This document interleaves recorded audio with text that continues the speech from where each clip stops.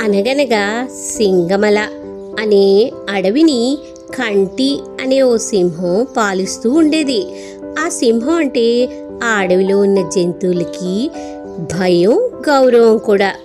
దానికి నక్క, కాకి అనుచరులుగా ఉండేవి. అవి రోజు ఎక్కడ ఆహారం దొరుకుతుందో వాటి ఆచూకీ వచ్చి చెప్పేవి.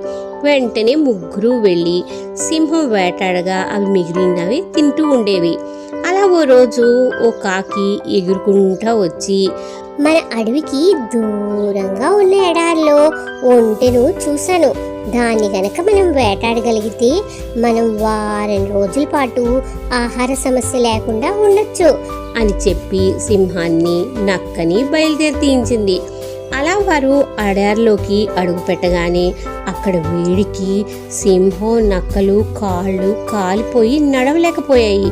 దాంతో కాకి ఒంటి దగ్గరికి వెళ్ళి, మిత్రమా, నువ్వు మా రాజు సింహాన్ని, మా మంత్రి నక్కని అడవిలోకి దించగలవా అని అడిగింది.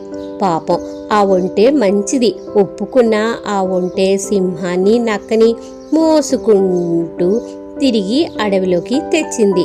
దాని మంచితనం చూసి సింహానికి బాగా నచ్చింది. మిత్రమా, నువ్వు కూడా మాతో పాటు ఇక్కడే ఉండు అంది ఒంటెతో. సింహం ఉన్న పళంగా తీసుకున్న ఆ నిర్ణయానికి నక్కకి, కాకికి బొత్తిగా నచ్చలేదు. అవి ఒక ఉపాయం పన్నాయి. మహారాజా, కాళ్ళు కాలడం వల్ల మీరు ఇప్పట్లో వేటాడలేరు. మీరు ఆకలితో ఉండడం మేము చూడలేము. కాబట్టి మమ్మల్ని తినండి అన్నాయి. అది విన్న ఒంటె, వాళ్ళని వదిలే రాజా, నేను నన్ను చంపితే మీ ముగ్గురికి ఒక వారం పాటు ఆహారం కాగలను అంటూ ముందుకొచ్చింది. నక్క, కాకి ఆ మాట కోసమే ఇలా నాటకం ఆడాయని సింహానికి అర్థమైపోయింది. దాంతో సరే, ఒక్కొక్కరు వరుసగా రండి. ముందు చిన్న జీవితో మొదలు పెడతాను. ఏ కాకి, నువ్వు రా ముందు అంది. ఆ మాటకు కాకి తుర్రుమని ఎగురుకుంటూ పారిపోయింది. నక్కేమో పరుగో పరుగు అక్కడి నుంచి పారిపోయింది. ఒంటె, సింహాలు మాత్రం అప్పటి నుంచి మంచి స్నేహితులుగా ఉండిపోయాయి.